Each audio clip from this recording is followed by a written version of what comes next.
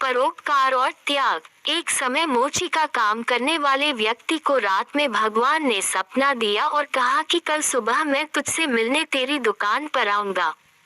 मोची की दुकान काफी छोटी थी और उसकी आमदनी भी काफी सीमित थी। खाना खाने के बर्तन भी थोड़े से थे।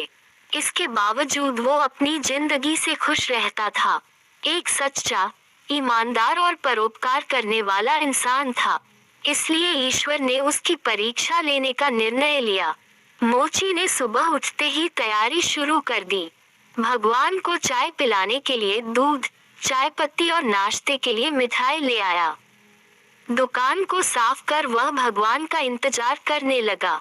उस दिन सुबह से भारी बारिश हो रही थी। थोड़ी देर में उसने देखा कि एक सफाई करने वाली बारिश के पानी में भीगकर ठिठुर रही है। मोची को उसके ऊपर बड़ी दया आई और भगवान के लिए लाए गए दूध से उसको चाय बनाकर पिलाई। दिन गुजरने लगा। दोपहर 12 बजे एक महिला बच्चे को लेकर आई और कहा कि मेरा बच्चा भूखा है, इसलिए पीने के लिए दूध चाहिए। मोची ने सारा दूध उस बच्चे को पीने के लिए दे दिया। इस तरह से शाम के 4 बज गए। मोची दिन भर बड़ी बेसब्री से भगवान का इंतजार करता रहा।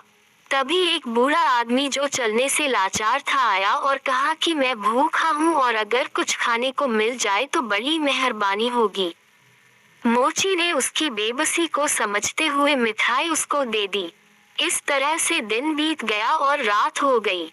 रात होते ही मोची के सब्र का बांध टूट गया और वह भगवान को उलाहना देते हुए बोला कि वाह रे भगवान, सुबह से रात कर दी मैंने तेरे इंतजार में, लेकिन तू वादा करने के बाद भी नहीं आया। क्या मैं गरीब ही तुझे बेवकूफ बनाने के लिए मिला था? तभी आकाशवाणी हुई और भगवान ने कहा कि मैं आज तेरे पास एक बार नहीं 3 बार आया और तीनों बार तेरी सेवाओं से बहुत खुश हुआ। और तू मेरी परीक्षा में भी पास हुआ है, क्योंकि तेरे मन में परोपकार और त्याग का भाव सामान्य मानव की सीमाओं से परे है। शिक्षा। किसी भी मजबूर या ऐसा व्यक्ति जिसको आपकी मदद की जरूरत है उसकी मदद जरूर करना चाहिए, क्योंकि शास्त्रों में कहा गया है कि नर सेवा ही नारायण सेवा है।